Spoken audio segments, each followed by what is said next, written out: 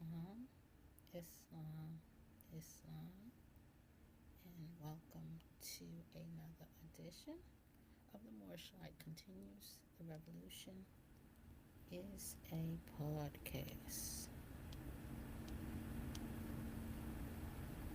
Okay, so we are live on Facebook, and we're gonna begin by with prayer, of course. Let's see.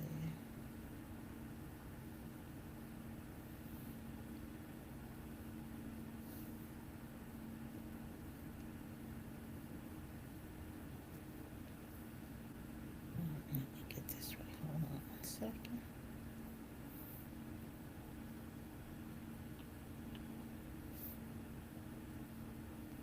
Okay. And one day I'm gonna work this out where I can share it, because I'm gonna have to get one of y'all knows to help me out. But in the meantime, let's get started. Of course, we're gonna start with prayer. Islam, Islam, Islam. Allah, the Father of the universe, the Father of love, truth, peace, freedom, and justice. Allah is my protector, my guide, and my salvation, by night and by day, through his holy prophet, Drew Ali. Amen. And of course, our topic for today is the continuity of the Moorish Science Temple, divine and national movement. Because there seems to be a little bit of controversy here. But let's see if we can straighten that out today. As always, I begin my program by reading from the Holy Quran of Mecca.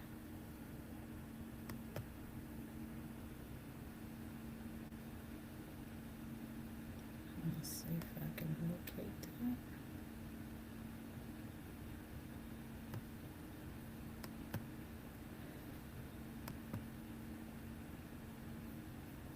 And we are reading from Surah 10, Ayat 2.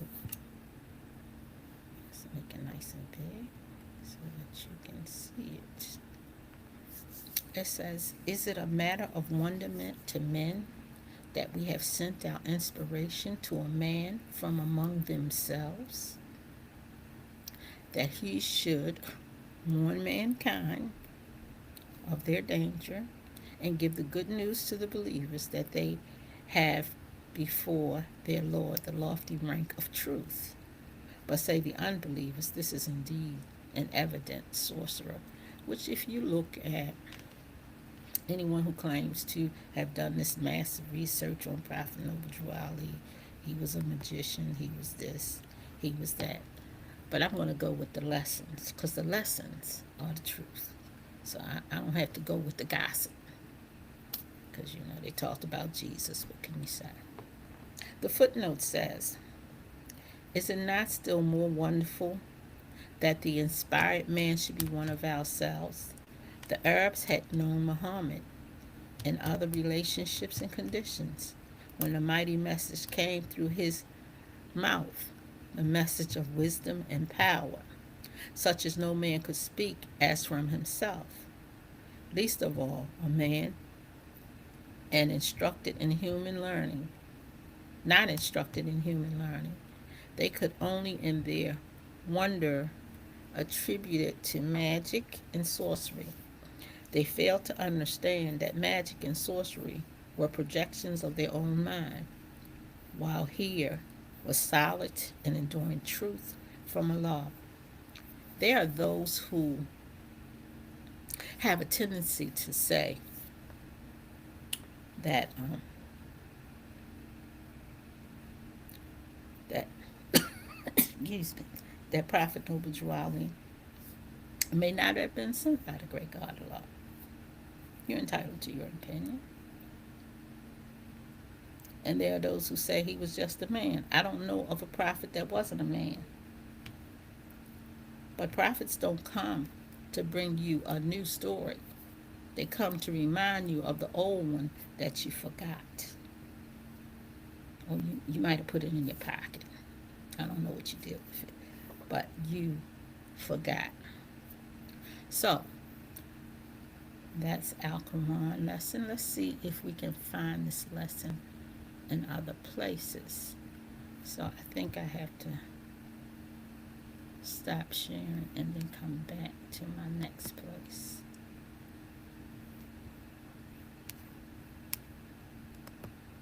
So, okay, so I think I'm going to have to get me a new computer. But anyway, now we're going to look at this same scenario because one of the things we have to understand is that truth does not change, nor does it pass away. So let's take another reading.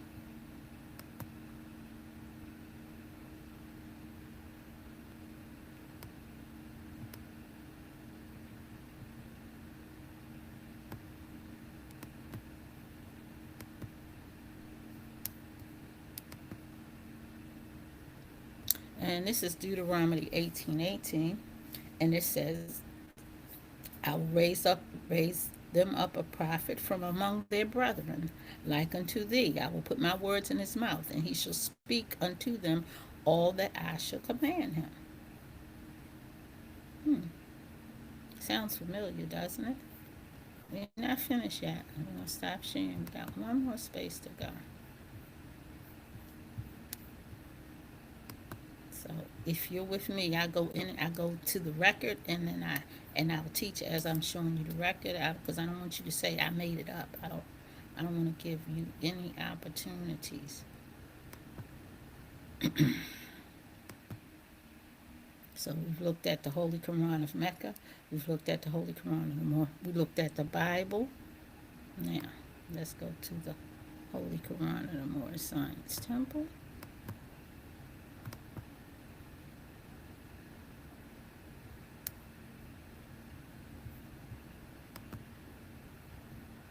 And we're going to be looking at verses 25 through 26. This is chapter 2. And it says, "This age will comprehend but little of the works of purity and love, but not a word is lost. For in the book of Allah's remembrance, a registry is made of every thought, word, and deed. And when the world is ready to receive, lo, Allah will send a messenger to open the book and copy." Let me read that again. Allah will send a messenger to open the book and copy from its sacred pages all messages of purity and love. So, for those of you who try to claim that the prophet said he authored certain things, he did not. He copied from the book. He copied from this. Let me read it again. It says, Allah sent a messenger to open the book and copy from its sacred pages all the messages of purity and love. Then every man of earth will read the words of life in language of his native land, and men will see the light, walk in the light, and be the light. And man again will be at one with Allah. So if we read out the front of our Holy Quran, it says that we are to become one with the great God, Allah. So now we've heard it from the Holy Quran of Mecca, we've heard it from the Bible, and we've heard it from the Holy Quran and the Moorish Science Temple. And what that should tell you is that truth does not change. It doesn't matter what book you're reading from, the truth is going to repeat itself. So, I'm going to stop there because guess what I did? I stopped sharing. So, I'm a little anxious, so I started my lesson before I started my introduction. So, Islam, Islam, Islam. And welcome to to another edition of the Moorish Light continues, where the podcast is a revolution. We began by giving praises to the Almighty God, Allah, the causeless cause and the rootless root from which all things have come. We give honor to the last prophet in this dispensation, Prophet Noble Drew Ali in the first, second, and third form. I give honor to Grand Sheikh John Gibbons here, who continued to build on the foundation laid by the prophet. I'd like to give a special honor to my teacher, Grand Sheikh Richardson Dingle, Prophet Noble Drew Ali III, as well as to Timothy Dingle, Prophet Noble Drew Ali, modern day Moses and Aaron, modern day God, man, and prophet. So I also like to give honor to Supreme Grand Sheikess Louise Dingle. We got Honorary Supreme Grand Sheik Thornhill and Sheikess Thornhill. We have our Grand Sheikess Tiffany, our Grand Sheikess, as well as National Grand Sheikess Tiffany Jones Bay at my home temple of 1055 North Milton Avenue. And once again, welcome. Islam. Islam. Islam. So,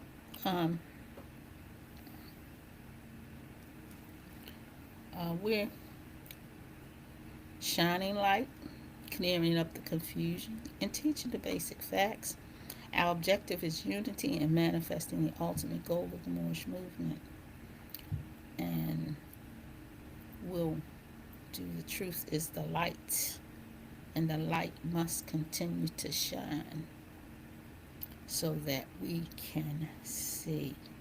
So one of the things we're not going to do, we're not going to dispute Charters, who is the Supreme Grand Sheik. We're here to establish a basic foundation of the Moorish Movement in love and understanding.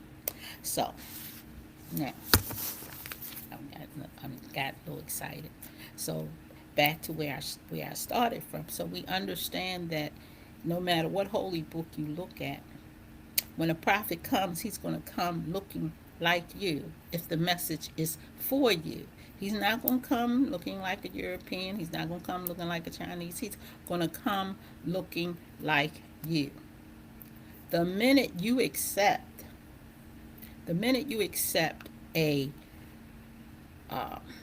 man who does not look like you as your God, what does that make you? So the question is, can you see your God? But that's not my topic today. As your God, what does that make you? So the question is, can you see your God? But that's not my topic today. As your God, what does that make you? Okay, so the question is, can you see your God? But that's not my topic today. So we're gonna. As your God. I don't know what I did. What does that make you? Okay, so the question is, can you see your God? But that's not my topic today. So we're gonna. As your God. I don't know what I did. What does that make you? Islam, can you hear me? Islam. I don't know why this doing that. Y'all know y'all leave me here with technology by myself.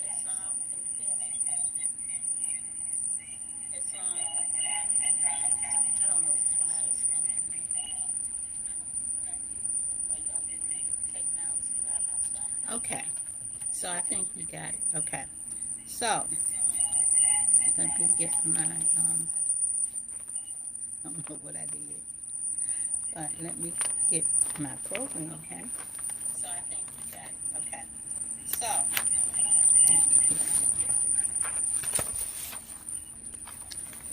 so I'm going to start this off a little differently. We're going to go into the Moorish literature. So I'm going to start this off a little differently. We're going to go into the Moorish literature. I'm getting this feed that so I'm going to start this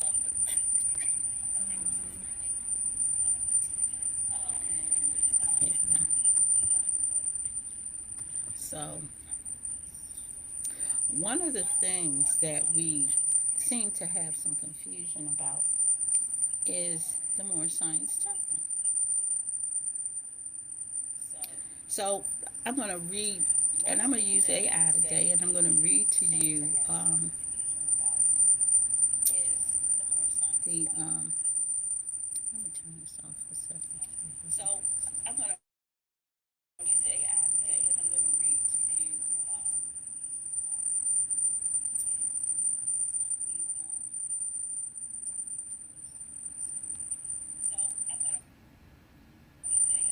Okay, so this is, let's read and see. In 1920, the primary difference was that a religious corporation was specifically organized for spiritual and ecclesiastical purpose, enjoying a unique status under the laws. Let's see where it's coming from. That's my phone. In 1920, the primary difference was that a religious corporation was specifically organized for spiritual and ecclesiastical purpose, enjoying a unique status under the law granted it significant autonomy and specific property rights, while a civic organization was a broader term for a secular civil corporation, not for profit, organized for public benefit or community building, subject to more general civil laws and regulations. Religious corporation. Purpose. It says primarily focused on religious enterprise, faith, and ecclesiastical functions. Legal status. While a corporation in a civil sense, it operated under specific state laws that also provided unique exemptions, less rigorous reporting required compared to other types of corporations. It was not an ecclesiastical court entity, but a civil one that the courts would issue orders or to restrain. Now, it goes on to say the corporation exercises functions for the welfare, and I'm going to say temple, of the temple body, but generally had no control over the core spiritual aspects. Such a temple or faith of membership expulsion, which remained with the religious society itself. It could not merge or dissolve without the consent of the local temple body or higher temple authorities. So there's a lot of little jackleg Moorish science this and Moorish science that. So what entity did you come through to establish yourself?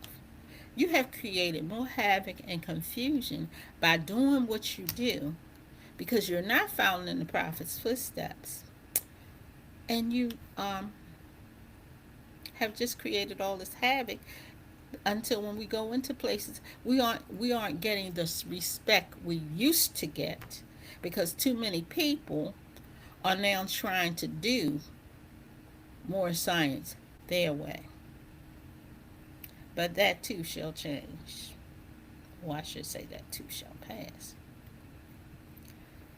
So then we move to a civic organization. And it says focused on circular doing good activities, community welfare, and public benefit, reflecting a wide range of social, educational, and benevolent purposes. Typically organized as a civil corporation, not for profit, in parentheses, and that was not always so.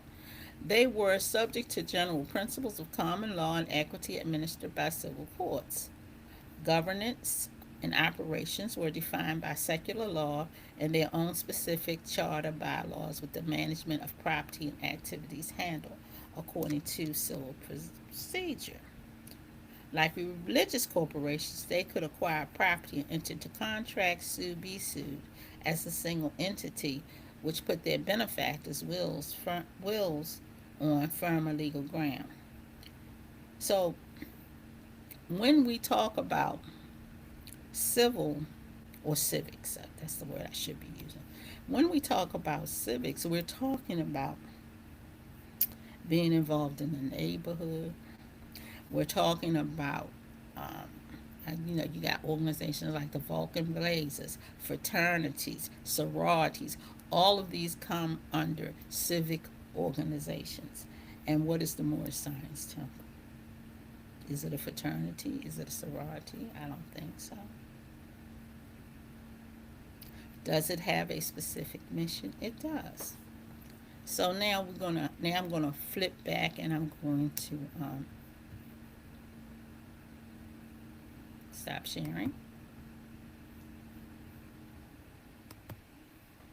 And we're going to go into the Moorish literature because the prophet was making continuous changes as he was establishing and building his movement. And some of us, we look at our authority and we assume that that's it. Or we get hooked on one line and that's it. Or we write a book and that's it. Well, what the prophet established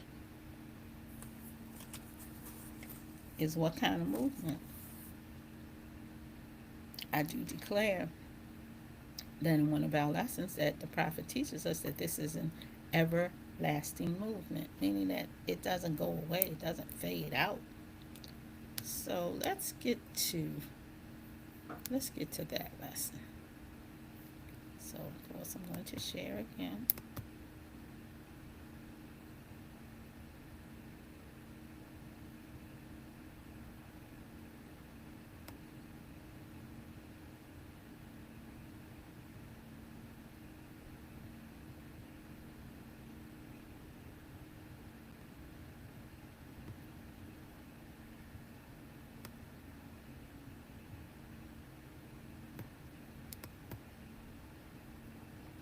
That's my notes.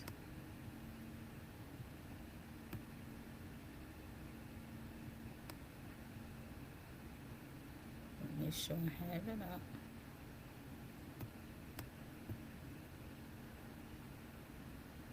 I thought I had it up. Okay, so let me do this real quick.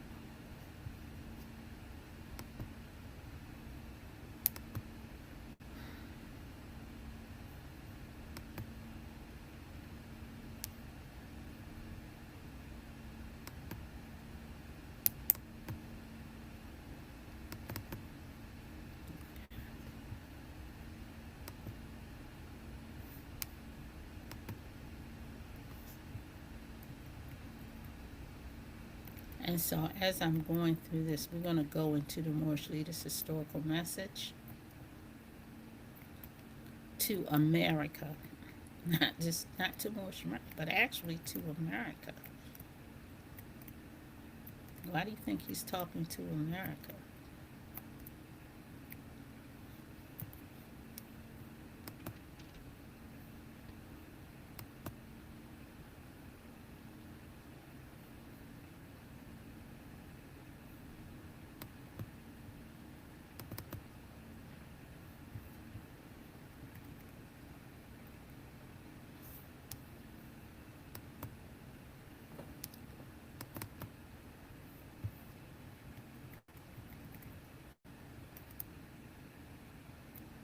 So, as I'm going through this, I'm just trying to get there.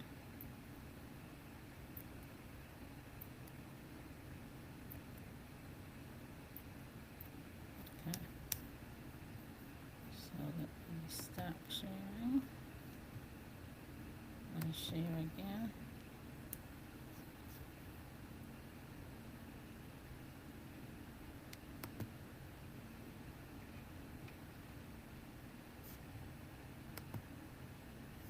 Okay, here we go. Got it. So let's look at it. It says we organized and I'm reading here in the second paragraph of the Moorish literature, Moorish leaders' historical message to America. He's not just saying, he's not giving a speech, he's giving a historical understanding from a Moorish leader's perspective. He says, we organized as the Moorish Temple of Science in the year of 1925 and were legally incorporated as a civic organization under the laws of the state of Illinois, November 29th, 1926. So now we're beginning to form. Now remember, the prophet's been here since 1913. So he's now formulating. But there's a historical reason why it happened in 1928. And that's because, according to the census of the December 1st, 1862 proclamation, actual freedom should have been actively um, being actively enforced. 1913, so we have to be real clear, 1913 should have been our first jubilee as a nation. That did not happen. So 15 years later, the prophet begins to develop his organization or formulate his organization. So he says the name Moorish Temple of Science. Now, when you say Moorish Temple of Science, it's a very general, very broad. So, what is the science actually? Moorish Temple of Science was changed to the Moorish Science Temple of America. Why was it changed from Moorish Temple of Science to Moorish Science Temple? Because now Moorish science is taking on a form. It's to be taught. When you look on the back of our authority, it says that we're going to be using the teachings of the Holy Quran of Mecca and the great teachings of Ali here in America.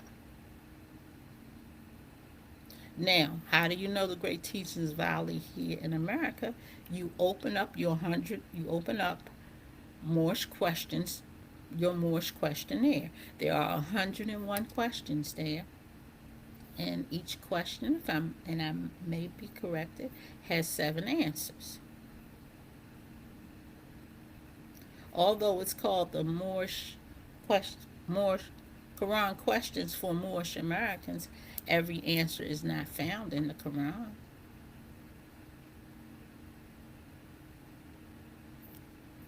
Something you have to ponder. And as you attend the Moorish Science Temple and you attend divine and national instruction classes, you get that information. Not just get it, but be able to support it with evidence, whatever it is that you learn. Because Moorish science is based on what? Truth. So let's go a little further. So now we have Moorish science. Moorish science, let me finish reading, then I'm going to talk about it a little bit. It says, the Moorish Science Temple of America, May 1928, in accordance with the legal requirements of the Secretary of State of Illinois. So when did that happen? Did it happen May 1928 or August 1st, 1928? When did it happen? Just a question. August the 1st, 1928, 2:52 p.m. New Arab time. Y'all heard that? It's a new Arab time now. And all men now must what? Proclaim their free national name to be what? Recognized by the government in which they live in the nations of the earth. Now, if that was enforced universally, a lot of this fighting and a lot of these wars that's going on would not exist. Because every man will be worshiping and living according under his own vine and fig tree. But we have a force who wants to dominate other people's birthrights. Based on what? Religion. Or the misinterpretation of religion, however you like to put it. It says the object of our organization is to help in a great program of uplifting fallen humanity and teach those things necessary to make our members better citizens. And so when we go in here, let's see what that looks like. We go to the divine warning and we start making these connections. to understand what that looks like.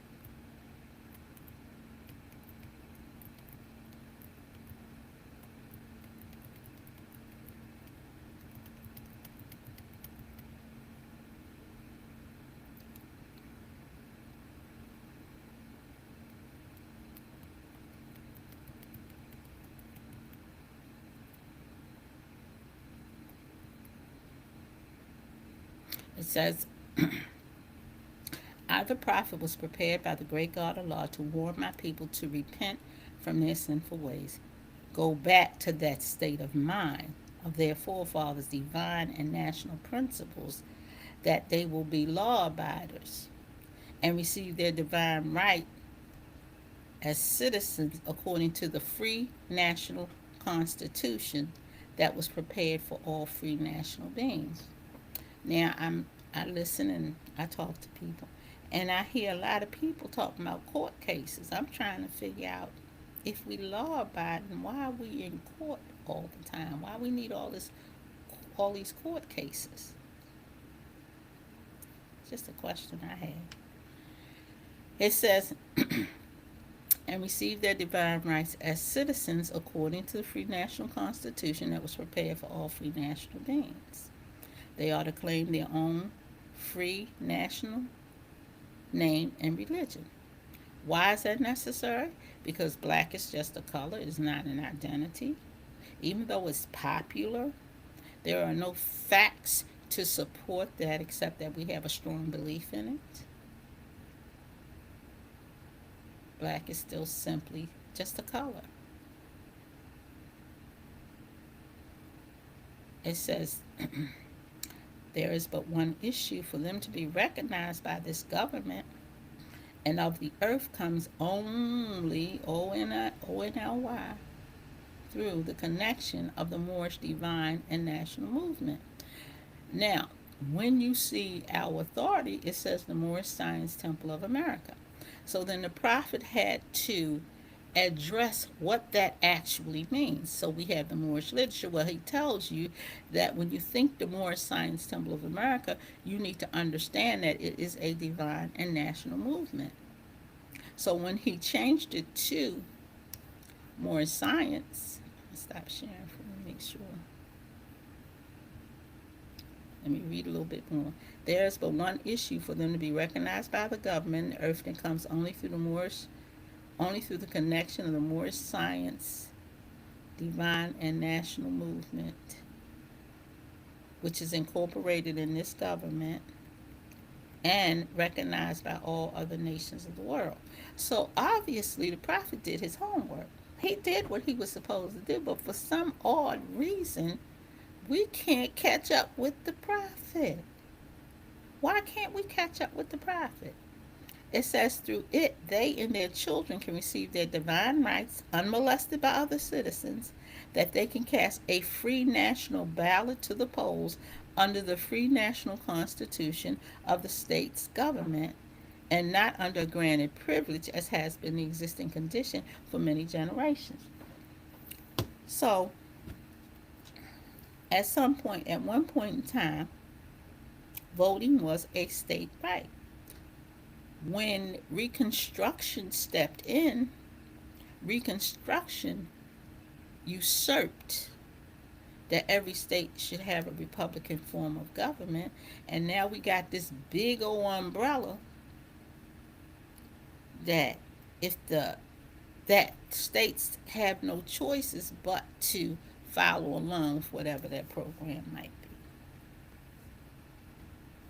So let's talk about now. Remember, we're talking about the Moorish Science Temple and its continuity, and that means that it does not change. It does not pass away.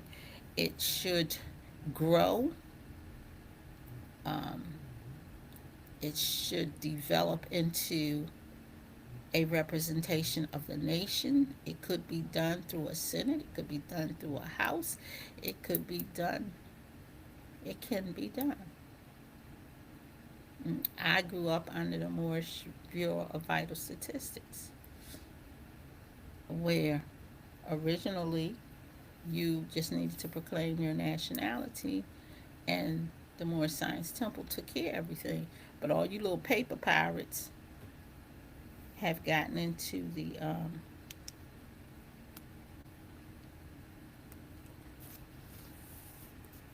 going running into all these offices with your nonsense, causing confusion. So then I went a little further because I hear people say that we should study the divine constitution, the Quran, and the divine constitution. That's not written in the Quran, and it's not written in the divine constitution. So, what is the source of this statement? You would have to go into the Moorish literature or the humanity pamphlet. But you can't get that from the divine constitution, nor can you get it from the Holy Quran. So it says, and I think this is, and I think this over, you Moors. And it says, talking about a Moorish leader, they must not speak rash words nor any profane language in the mildest form to any individual, because a leader without influence of good works cannot be a leader. And to a real Moorish leader, you must study the Quran, and the divine constitution is handed down unto you by I, the prophet.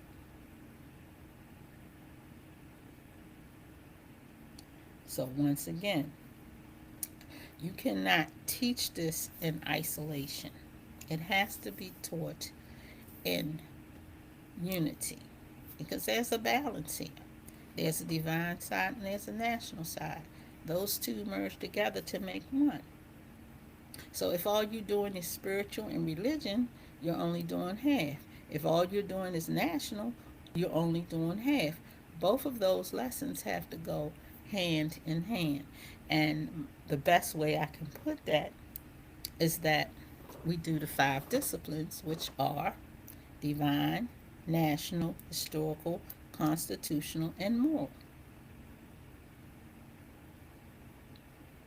Now, when the prophet, and if you read the Moorish leader's historical message to America, you'll also know that that's the Moorish Business League for Young Men. So if that's the Moorish Business League for Young Men, what is the business of the young men of the Moorish Business League? Is it the business of true citizenship? Is it the business of getting what's due us as a nation? Because sometimes that avenue we don't like to pursue. I don't know why, but we must get back to it.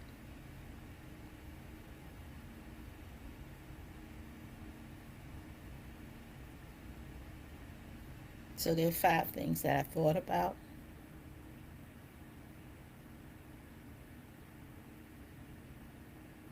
Or we discussed it. Submitting your will. We got Friday, Holy Day. We have prayer, studying and preserving the law, bringing your children to Sunday school. So as we look at what the prophet has brought us, we have to follow directions. We have to follow directions.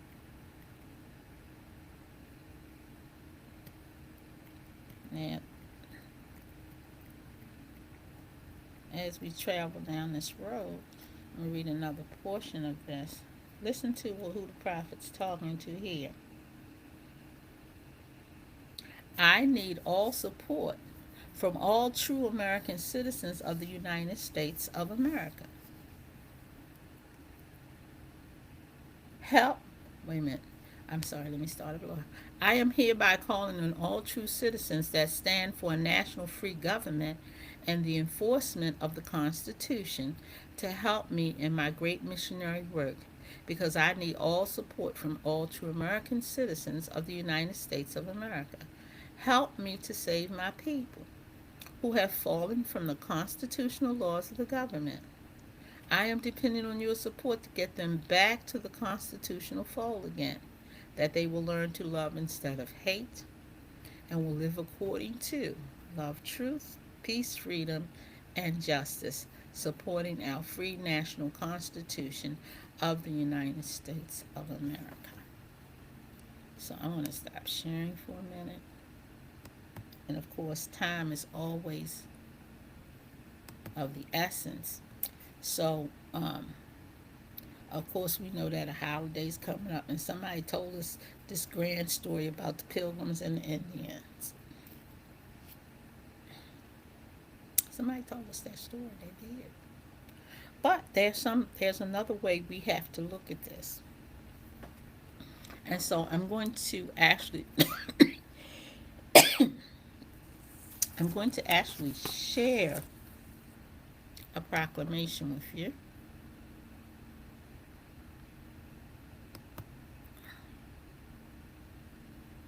If I can find it.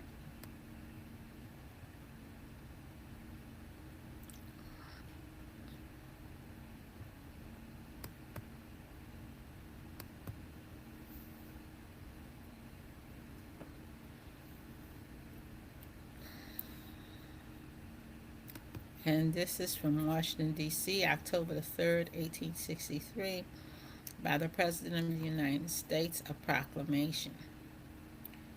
The year that is drawing towards its close has been filled with the blessings of fruitful fields, healthful skies.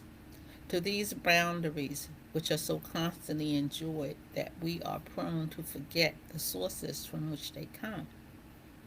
Others have added, which are of so extraordinary a nature that they cannot fail to penetrate and soften even the heart, which is habitually insensible to ever watchful providence of the Almighty God. In the midst of a civil war of unequal magnitude and severity, which has sometimes seemed to foreign states to invite and to provoke their aggression, peace has been preserved with all nations, order has been maintained, the laws have been respected and obeyed, and harmony has prevailed everywhere except in the theater of military conflict, while that theater has been greatly contracted by the advancing armies and navies of the Union. Do you understand that when we look at the Civil War, did you realize how many countries wanted to come in and help break up the Union, but were unable to because of the strategies of President Lincoln? Let me read a little further.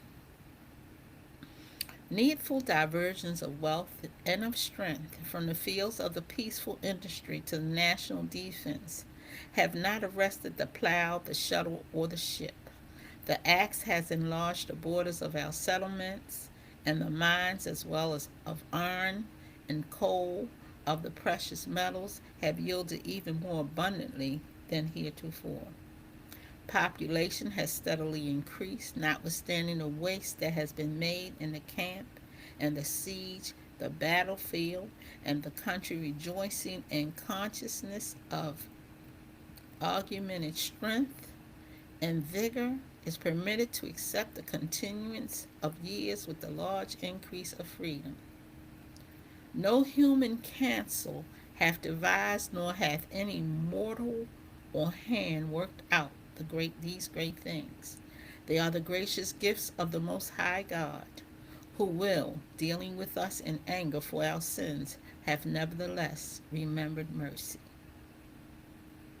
It has seemed to me fit and proper that they should be solemnly, reverently, and gratefully acknowledged as with one heart and one voice by the whole American people. I do therefore invite my fellow citizens in every part of the United States, also those who are at sea and those who are sojourning in foreign lands, to set apart and observe the last Thursday of November next as a day of thanksgiving and praise to our beneficent Father who dwelleth in the heavens.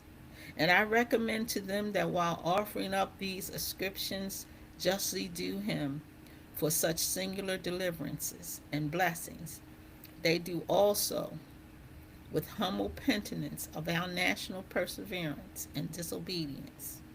Commend to his tender care all those who have become widows, orphans, mourners, or sufferers in this lament- lamentable civil strife in which we are unavoidably engaged, and fervently employed the interposition of the Almighty hand to heal the wounds of the nation and to restore it as soon as may be consistent with the divine purposes to the full enjoyment of peace, harmony, tranquility, and union.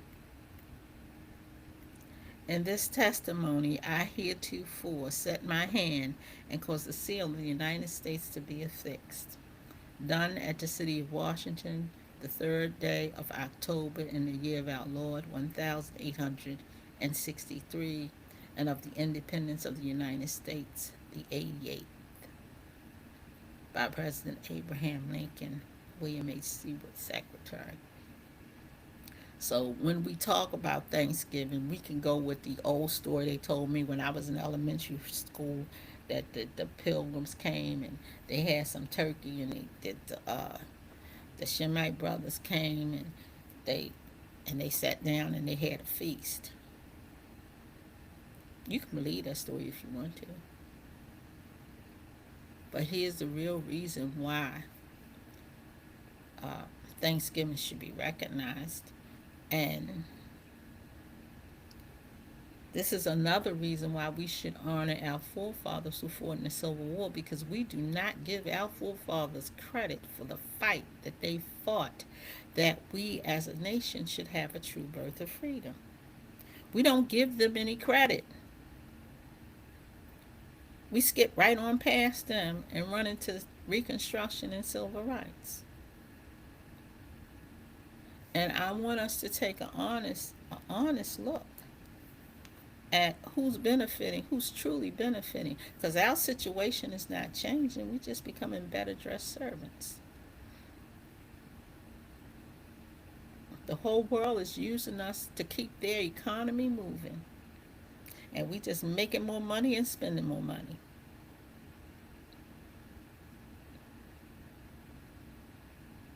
How much of that money is coming back to us?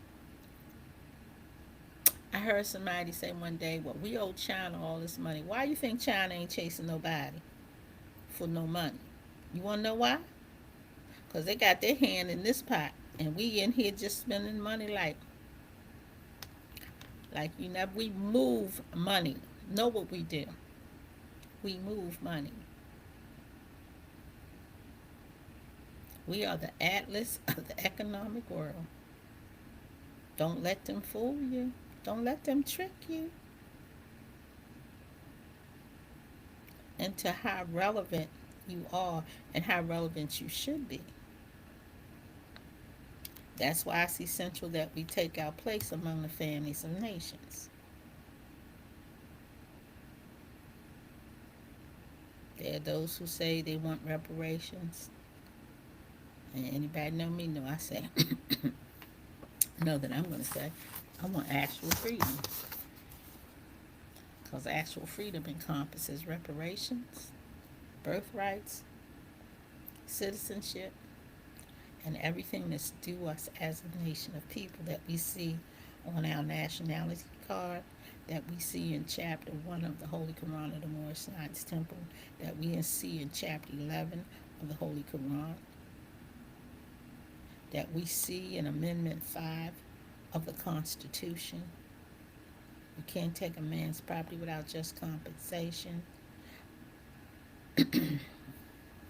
So, we get to see those things. So it's imperative, as Moorish Americans, that you not only can say Act 6, but you can historically, constitutionally, and divinely explain it with historical facts, that you understand what our mission is. Because our mission is not to just sit in the temple and practice Islam. Our mission is to feed the revolution and bring our minds back to the reality of our forefathers. Our mission is to teach love, truth, peace, freedom, and justice. Our mission is to help uplift humanity because let it be known if we are on the mental plantation, so is everybody else. How do you know? Because social issues have replaced constitutional rights. And when social issues replace constitutional rights, if you're not part of that social issue, how does it help you?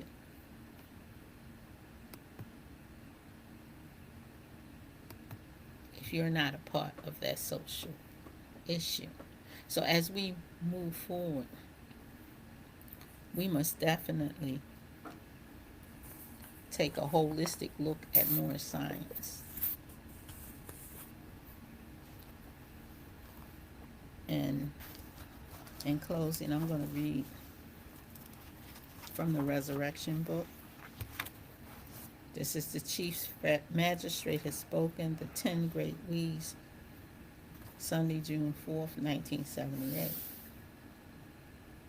We are conscientious objectors in participating in any activity that is a violation of the Constitution of the United States and its amendments. We will not engage in activities that are contrary to all of the proclamations of our great emancipator, President Abraham Lincoln. We will not engage in any activities that is in contrary to the rules and regulations of our great founder of the Moorish Movement, Prophet Noble Drew Ali, who founded the Moorish Movement in 1913 AD in Newark, New Jersey. We will honor all laws, human or divine or domestic and spiritual. We will forever honor all the prophets of Allah from Adam to Jesus, etc., under love, truth, peace, freedom, and justice. We will study the divine constitution and bylaws of the Moorish Science Temple of America, the additional law likewise in the Moorish questionnaire, and obey them likewise. We all must remember that if you take something of value from an individual or groups, you must give them something of value in return. We will hold no crafty counsel against no individual or groups as they did against Jesus of Nazareth. 83rd Psalms, verses 1 through 5, and chapter 2 in the Holy Quran of the Moorish Science Temple of America, Incorporated. Read letter dated May 15, 1967. The nature of the letter is that I was penalized because my name is recorded in the Moorish Science Temple of America seal. If I am wrong, should the individual's name that is in the seal on the left-hand side in the Holy Quran of the Moorish Holy Temple of Science be penalized? Let us all remember the ancient principle, first come, first serve, or first honor. We will forever keep our hearts and minds filled with love, truth, peace, freedom, and justice. We will honor certificate number 10580 and form 1099 on Moorish, founded by the old author Noble Drew Ali, November 29, 1926, and August the 1st, 1928. Peace always, Magistrate. So, I think it's even more accordingly because when we, as Moorish Americans, want to move forward, and we must move forward, let's do it on the foundation of Act 6. And I think it's only appropriate that I close my program today with Act 6. And I'm reading from the Moorish Science Temple of America, the Divine Constitution and Bylaws, just in case this is what that looks like.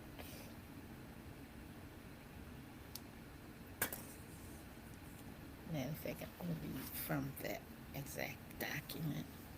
And we're going to close out. And remember, the lesson was about continuity. So you don't see anywhere where the prophet just stopped. He kept it moving. And he gave it to us so that we could keep it moving. And we can do that through Acts 6. We really can. That's it. Acts 6. With us, all members must proclaim their nationality.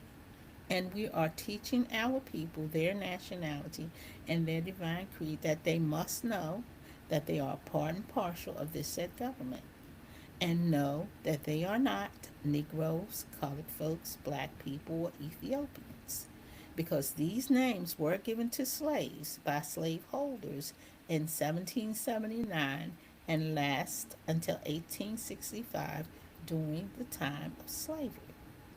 But this is a new era of time now, and all men now must proclaim their free national name to be recognized by the government in which they live and the nations of the earth. This is the reason why Allah, the great God of the universe, ordained Noble Drew Ali, the prophet, to redeem his people from their sinful ways. The Moorish Americans are the descendants of the ancient Moabites whom inhabited whom inhabit the northwestern and southwestern shores of Africa. So that's going to be our closing note. And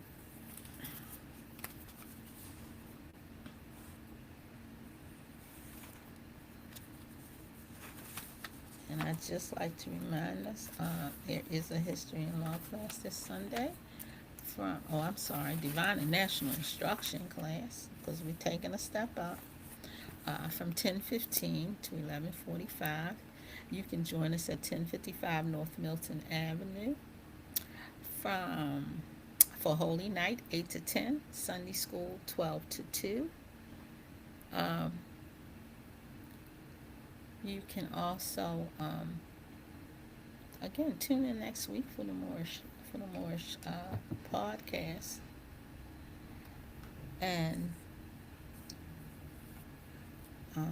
remember, embrace the prophet, embrace Allah, embrace divine and national,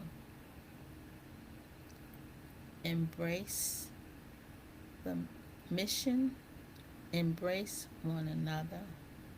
I did that backwards. Embrace one another and embrace the mission. We have, and also we're preparing for Founders Day, which we will be holding on January the 4th at the Unity Center in Druid Hill Park. I get the address. I can give you a little more details.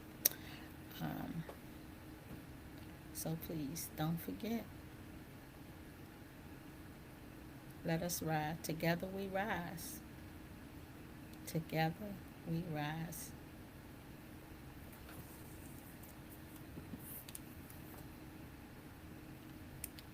And you know what? So, what I would like to do at this point is thank you for allowing me to bring to you the Moorish light and love and unity. I know I didn't do my poetry this week, but sometimes we can lay that to the side. Next week, I'll bring another one of my little poems. Appreciate you. Love you. Peace and love.